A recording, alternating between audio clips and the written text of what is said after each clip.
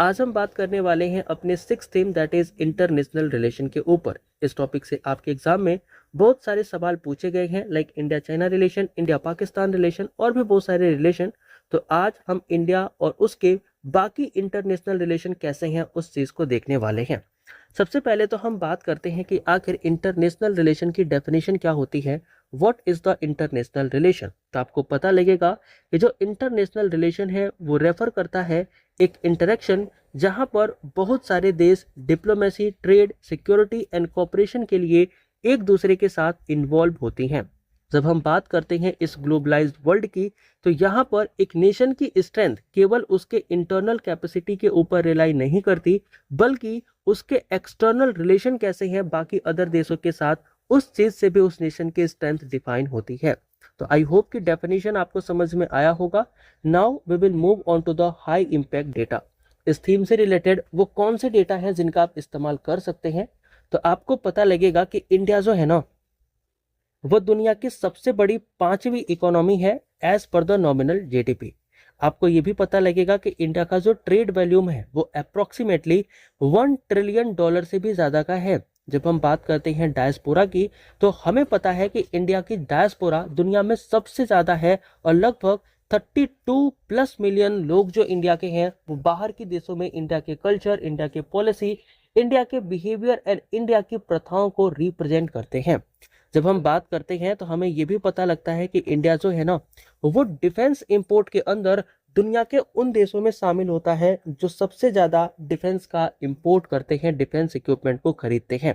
हमें यह भी पता लगेगा कि हाल ही में जो इंडिया है उसके ग्लोबल फोरम के अंदर जो रोल है वो काफी ज्यादा बढ़ चुके हैं। लाइक अगर आप देखोगे तो यूएन के अंदर, G20 के अंदर, ब्रिक्स के अंदर जो इंडिया का रोल है वो काफी ज्यादा उभर के आया है और इंडिया अब लीडरशिप रोल में यहाँ पर काम करता है।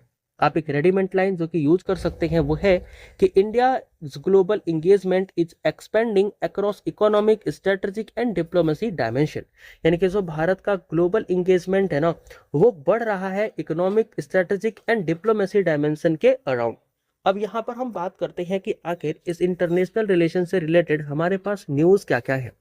तो आपको न्यूज ये पता लगेगी कि इंडिया जो है उसका एक्टिव रोल हमें देखने को मिल रहा है इन G20 and global south leadership के अंदर। इसके अलावा आपको ये भी पता लगेगा कि इंडिया जो है ना, वो क्वाड कंट्री के साथ अपने रिलेशनशिप को स्ट्रेंथन कर रहा है, जैसे कि इंडिया, यूएसए, जापान और ऑस्ट्रेलिया। याद रखना, क्वाड नेशन के नाम भी डायरेक्टली आपके एग्जाम में पूछे जा सकते हैं, पेपर 1 के पॉइंट ऑफ व्यू से इंपॉर्टेंट है।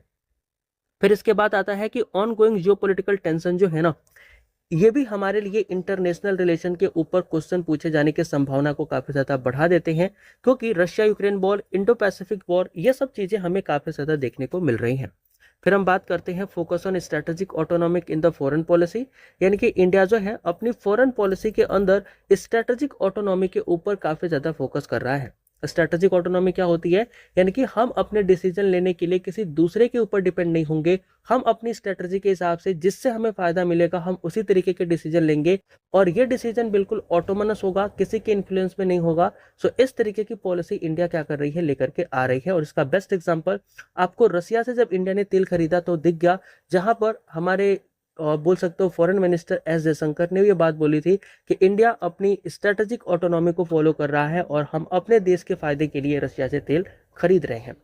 फिर इसके बाद से आप एक रेडीमेड लाइन यहाँ पे लिख सकते हो कि India is emerging as a key global power balancing multiple power centres.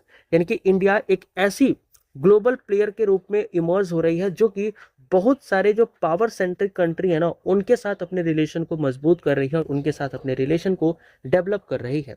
अब देखो, ये तो न्यूज़ हो गया, ये तो डेटा हो गया, ये तो डेफिनेशन हो गया। अब हम बात करते हैं कि आखिर हमारे इंटरनेशनल रिलेशन से रिलेटेड कौन कौन से इश्यूज और कौन कौन से चैलेंजेस हमें देखने को मिलते हैं। तो सबसे पहले पता लगेगा कि देखो, हमारे इंडिया के अंदर जो हमारा हॉस्टाइल नेबर है ना, उस हॉस्टाइल नेबर की वजह से हमारे लिए बॉर्डर की टेंशन जो है वो एक बहुत बड़ी टेंशन के रूप में, कोई इशू या चैलेंजेस के रूप में दिखाई पड़ती है। हमारे जो पड़ोसी हैं जैसे कि चाइना और पाकिस्तान, ये आए दिन हमसे लड़ते रहते हैं और बिकॉज ऑफ दिस टेंशन कहीं ना कहीं बॉर्डर टेंशन हमारे इंटरनेशनल रिलेशन के बीच में एक बोन ऑफ कंटेंशन बन जाता है, जिसकी वजह से हमें प्रॉब्लम फेस करनी पड़ती है। फिर आता है ग्लोबल कॉन्फ्लिक्ट। अभी देखो, इंडिया अपना इंटरनेशनल रिलेशन बना रहा है, सुधार रहा है, लेकिन इसी बीच रशिया का यूक्रेन से वॉर हो जाना, इजराइल का ईरान से वॉर हो जाना, इसके अंदर इंडिया को प्रॉब्लम फेस करनी पड़ी कि वो आखिर किसका फेवर करे, किसके पक्ष में जाए।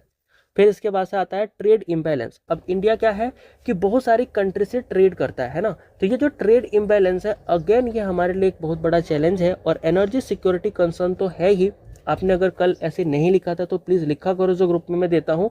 Energy security concern is the very important topic जो कि इंडिया इस टाइम पे फेस कर रहा है, क्योंकि एनर्जी भारत के अंदर एनर्जी सोर्सेस काफी कम है, तो हमें एनर्जी के लिए क्रूड ऑयल या फिर और भी सारी चीजें बाहर से इंपोर्ट करनी पड़ती है, और इसके लिए हमें बहुत सारे देशों के साथ रिलेशन मेंटेन करने पड़ते हैं।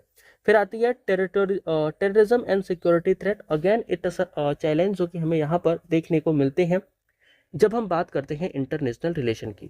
अब देखो भारत की जो इंटरनेशनल रिलेशन है ना, ये किन किन एरिया पे फोकस करती है। भारत का इंटरनेशनल रिलेशन किन सारी चीजों के ऊपर फोकस करके अपने देश को स्ट्रॉन्ग नेशन के रूप में रिप्रेजेंट करती है। तो सबसे पहले तो पता लगेगा कि डिप्लोमेसी, यानी कि इंडिया जो है सबसे ज्यादा जो फोकस करती है वो होती है डिप्लोमेसी के ऊपर, यानी कि हम अपने यहाँ उनके राजदूत को बुलाएं और डिप्लोमेट्स को, और अपने डिप्लोमेट्स को हम उनके यहाँ भेजें, जिसकी वजह से 1-to-1 इंटरेक्शन बना रहे और हमारी कंट्री उन कंट्री के साथ रिलेशन मजबूत कर पाए। दूसरा आता है ट्रेड एंड इकोनॉमी। इंडिया जो है वो किसी भी कंट्री के साथ इस टाइम पर इंटरनेशनली ट्रेड और इकोनॉमी को बढ़ाने के ऊपर काफी ज्यादा फोकस कर रही है। सिक्योरिटी एंड डिफेंस को लेकर के काफी ज्यादा फोकस कर रही है, और ग्लोबल गवर्नेंस के ऊपर भी इंडिया का इस टाइम पे बहुत ज्यादा फोकस है। अब हम बात करते हैं कि इंडिया की जो फॉरेन पॉलिसी है ना, इसके इंपॉर्टेंट फीचर्स क्या हैं जिन्हें आप कहीं पर भी यूज कर सकते हैं इस तरीके के टॉपिक के अंदर। तो आपको दिखेगा कि इंडिया जो है वो स्ट्रेटेजिक ऑटोनॉमी के ऊपर फोकस कर रहा है, यानी कि वो अपना डिसीजन लेने के लिए किसी दूसरे कंट्री के ऊपर डिपेंडेंट नहीं है, ना ही वो किसी के इन्फ्लुएंस में डिसीजन लेगा। वो सिर्फ अपने नेशन का इंटरेस्ट देखेगा और उस इंटरेस्ट के बिहाफ पर ही वो डिसीजन लेगा। फिर आती है नॉन अलाइनमेंट 2.0। यहाँ पर देखो नॉन अलाइनमेंट पॉलिसी इंडिया की फॉरेन पॉलिसी का पार्ट था, लेकिन 2.0 में क्या किया गया कि हम किसी भी कंट्री के साथ ना तो बहुत क्लोज है ना बहुत दूर है, हम हर किसी के साथ इक्वल रिलेशन मेंटेन करके रखेंगे, and that is our non alignment policy. जैसे रशिया और यूक्रेन का वॉर हुआ तो इंडिया ने ना तो रशिया का फेवर किया ना तो यूक्रेन का फेवर किया। अभी देखो ईरान और इजराइल का वॉर हो रहा है तो इंडिया ना तो ईरान का फेवर कर रहा है ना तो इजराइल का कर रहा है, बल्कि इनके बीच में मीडिएशन का काम करता है। दैट इज नॉन अलाइनमेंट 2.0 जो कि इंडिया फोकस करती है अपने फॉरेन पॉलिसी के अंदर। फिर आती है मल्टी अलाइनमेंट अप्रोच, यानी कि इंडिया किसी एक कंट्री के साथ रिलेशन नहीं मेंटेन करती, बहुत सारी कंट्री के साथ रिलेशन मेंटेन करती है, तो that is again our foreign policy. फिर आता है नेबरहुड फर्स्ट पॉलिसी, यानी कि हम फर्स्ट प्रायोरिटी अपने नेबर को देते हैं। लाइक चाइना पाकिस्तान को हटाओ, श्रीलंका हो गया, नेपाल हो गया, बांग्लादेश हो गया, इनको हम आए दिन हेल्प करते रहते हैं, बिकॉज हमारे नेबर हमारे लिए अच्छा रहे तो हम क्या कर सकते हैं, दुनिया को भी अच्छा कर सकते हैं। फिर आता है एक्ट ईस्ट पॉलिसी, यानी कि इंडिया के जो ईस्ट में कंट्री है, इंडिया उनका एक लीडर बनना चाहता है और इंडिया कहीं ना कहीं उनके लिए बहुत अच्छा काम जो है वो करता है, उनको भी प्रायोरिटी दी जाती है इंडिया के फॉरेन पॉलिसी के अंदर। अब यहाँ पर एक रेडीमेड लाइन आप लिख सकते हैं कि इंडिया फॉलो करता है एक pragmatic and interest driven foreign policy, यानी कि इंडिया एक प्रैग्मेटिक मतलब कि लॉजिकल और साथ में एक इंटरेस्ट ड्रिवन मतलब कि जिससे इंडिया का इंटरेस्ट हो, जिससे इंडिया का फायदा हो, उस तरीके की फॉरेन पॉलिसी को क्या करता है, कहीं ना कहीं फॉलो करता है। अब हम बात करते हैं कि जो इंडिया की फॉरेन पॉलिसी है ना, इसका इंपोर्टेंस आखिर है क्या, why the Indian international relation या फॉरेन पॉलिसी आर इम्पोर्टेंट। तो आपको पता लगेगा कि देखो इसके वजह से ना जो नेशन की सिक्योरिटी है वो इंश्योर होती है, सो इट इज इम्पोर्टेंट। फिर आता है कि इसके वजह से हमारा इकोनॉमिक ग्रोथ लाइक ट्रेड हो गया, इन्वेस्टमेंट हो गया, ये सारी चीजें बढ़ती हैं, इसलिए चीजें जरूरी हैं। इसके वजह से ग्लोबल इन्फ्लुएंस, क्योंकि जब आप ग्लोबली बहुत सारे देशों के साथ रिलेशनशिप में रहोगे तो इससे क्या होगा कि आपका ग्लोबल इन्फ्लुएंस भी बढ़ेगा, लोग आपकी बात सुनेंगे, क्योंकि पता होगा कि मोदी जी के दोस्त मेलोनी जी भी हैं, मोदी जी के दोस्त हमारे पुतिन साहब भी हैं और मोदी जी के दोस्त हमारे ट्रम्प भी हैं। सो इससे इंडिया का इन्फ्लुएंस जो है वो बढ़ता है कहीं ना कहीं। फिर आता है promote the peace and cooperation, यानी कि इंडिया क्या कर सकता है, ये सारे रिलेशन मेंटेन करके कहीं ना कहीं दुनिया के अंदर शांति और कोऑपरेशन की भावना को प्रमोट कर सकता है। अब आते हैं कि आखिर इससे चैलेंजेस क्या है। देखो चैलेंजेस ये है कि हमें पावर बैलेंस करने में ना प्रॉब्लम होती है। लाइक ना तो हम रशिया के साथ होते हैं ना ही हम यूक्रेन यूएसए के साथ होते हैं।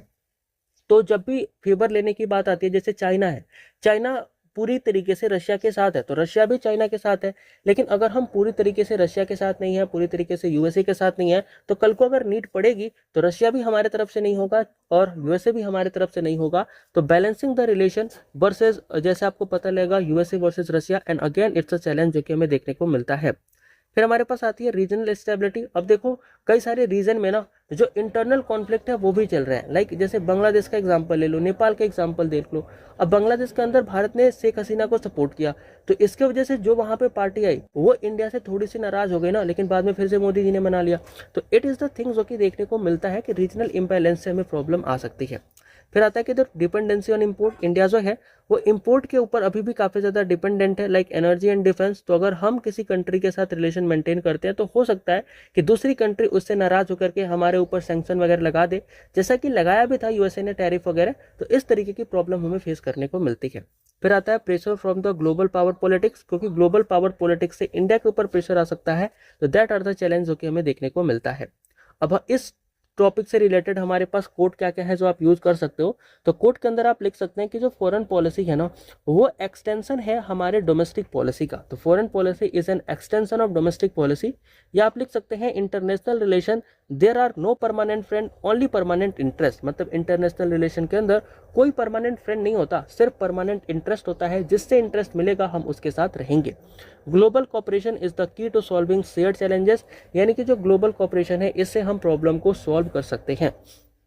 अब रेडीमेड लाइन जो कि आप यूज कर सकते हैं अपने ऐसे के अंदर, दैट इज इंडिया फॉलो करता है policy of strategic autonomy, globalization has increase interdependence among the nation and India is emerging as a reasonable responsible global power. And again इस लाइन को आप कहीं पर भी इस्तेमाल कर सकते हैं।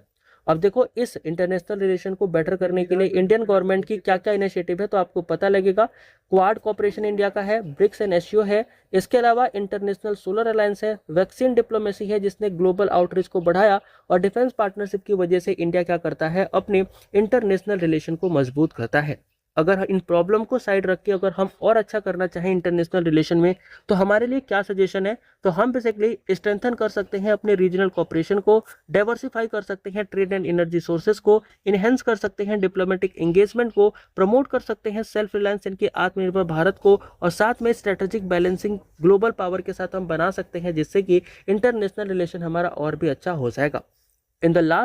इन the conclusion we can write here कि देखो इन द 21st सेंचुरी जो इंटरनेशनल रिलेशन है ना वो डिफाइन होता है by the cooperation, competition and strategic balancing, यानी कि इन तीनों ही चीज़ों की वजह से ही आपका इंटरनेशनल रिलेशन जो है वो डिफाइन होता है। तो ये था हमारा इंटरनेशनल रिलेशन थीम जो कि हमने डिस्कस किया। I hope and I believe कि आपको समझ में आया हो। डेटा, फैक्ट, कोड, इनिशिएटिव और इसके साथ साथ core areas, arguments, conclusion and way forward point आपको क्लियर रहे होंगे। तो if you have any kind of doubt अभी भी आप पूछ सकते हो, कमेंट बॉक्स ओपन होता है, बाकी अपने फीडबैक आप शेयर कर सकते हैं। मिलते हैं नेक्स्ट वीडियो में नए टॉपिक के साथ, तब तक के लिए सबको जय Hind and thank you for attending the class.